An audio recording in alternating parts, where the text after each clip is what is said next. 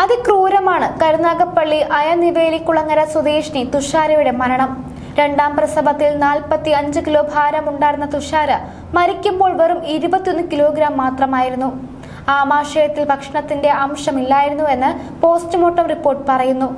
പഴുപ്പ് പോലുള്ള ദ്രാവകം മാത്രമായിരുന്നു ആമാശയത്തിൽ. ചർമ്മം എല്ലിനോട് ചേർന്ന് മാംസനിരയിലായിരുന്നു. വയറൊട്ടി വാരിയിലെ തെളിഞ്ഞ് നട്ടലിനോട് ചേർന്നിരുന്നു. മസ്തിഷ്കത്തിൽ ഉൾപ്പെടെ ആന്തരിക അവയവങ്ങളിൽ നീർക്കെട്ട് ബാധിച്ചിരുന്നു.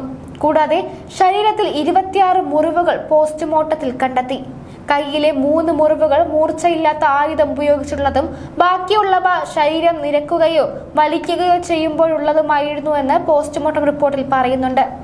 പൂയപ്പള്ളി ചരുവിള വീട്ടിൽ ചന്തുലാലിന്റെയും തുഷാരയുടെ വിവാഹം 2013 നടന്നത്. നിർധന കുടുംബമാണ് തുഷാരയുടേത്. എങ്കിലും 20 പവൻ സ്വർണവും 2 ലക്ഷം രൂപയും സ്ത്രീധനമായി നൽകാമെന്ന് ഉറപ്പു നൽകി. സ്ത്രീധന തുക 3 വർഷത്തിനുള്ളിൽ നൽകാമെന്ന് കാണിച്ച് പ്രതികൾ കരാറിൽ ഒപ്പുവെച്ചു. 3 വർഷത്തിനുള്ളിൽ പണം നൽകാൻ കഴിഞ്ഞില്ലെങ്കിൽ 5 സെന്റ് സ്ഥലം നൽകണമെന്നായിരുന്നു കരാർ. എന്നാൽ 3 മാസം പിന്നിട്ടപ്പോൾ മുതൽ തുക ആവശ്യപ്പെട്ട് തുഷാരയെ ശാരീരികമായും മാനസികമായും ചന്തുലാലും മാതാവ് ഗീതാലാലിയും പീഡിപ്പിച്ചു. തുഷാര സ്വന്തം വീട്ടിൽ പോകാനോ മാതാപിതാക്കളുമായി സഹകരിക്കാനോ കാണാനോ പ്രതികൾ അനുവദിച്ചില്ലെന്നും കുറ്റപത്രത്തിൽ പറയുന്നു. സ്ത്രീധന പീഡന മരണത്തെക്കാൾ ഉപരി അതിക്രൂരമായ കൊലപാതകമെന്ന നിലയ്ക്കാണ് കേസിനെ കോടതി സമീപിച്ചത്. അതിനുള്ള ന്യായീകരണങ്ങളും പ്രോസിക്യൂഷൻ അഭിഭാഷകൻ നിരത്തി. ശക്തമായ തെളിവുകളാണ് അന്വേഷണ ഉദ്യോഗസ്ഥൻ സമർപ്പിച്ചത്. അയൽവാസികളുടെ മൊഴികൾ, അധ്യാപിക, ആശാ വർക്കർമാർ എന്നിവരുടെ മൊഴികളും കേസിൽ നിർണായകമായി. കൂടാതെ പോസ്റ്റ്മോർട്ടം ചെയ്ത ഫോറൻസിക് വിദഗ്ധരുടെയും ഇൻക്വസ്റ്റ് തയ്യാറാക്കിയ തഹസിൽദാരുടെയും മൊഴികളും കേസിനെ ബലപ്പെടുത്തി. 2023 ഇവരുടെ വിവാഹം. 5.5 വർഷം കഴിഞ്ഞപ്പോഴാണ് മരണം. ആദ്യ കുട്ടിയുടെ ജനനം മുതൽ തന്നെ തുഷാരയുടെ കുടുംബവുമായി അകൽച്ചയുണ്ടായിരുന്നു.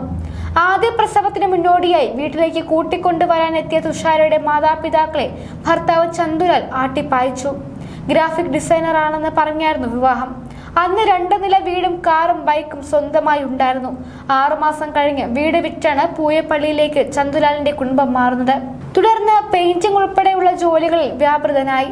രണ്ടാം പ്രതി ഗീതയ്ക്ക് മന്ത്രതന്ത്ര വിഷയങ്ങളിൽ താല്പര്യമുണ്ടായിരുന്നു.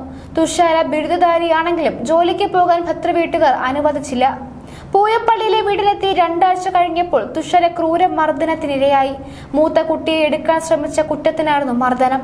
അയൽവാസികൾ വീട്ടിലെ വിവരങ്ങൾ അറിയാതിരിക്കാൻ ചുറ്റും ടീൻ ഷീറ്റ് കൊണ്ട് വേലി നിർമ്മിച്ചു. അയൽവാസികൾ എത്തി നോക്കിയ കാരണത്തിന് ടീൻ വേലിയുടെ ഉയരം കൂട്ടിയെന്നും അയൽവാസികൾ പറഞ്ഞു.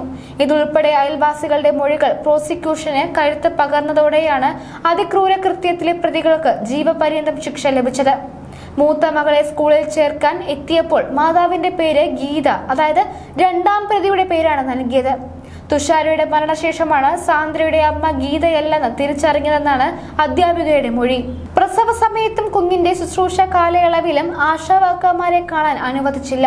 തുഷാരയുടെ മരണശേഷം കുട്ടികൾ തിരുവനന്തപുരം മെഡിക്കൽ കോളേജ് ആശുപത്രിയിൽ പോഷകാഹാരക്കുറവിന് ചികിത്സിച്ചിരുന്നുവെന്നും റിപ്പോർട്ടുണ്ട്.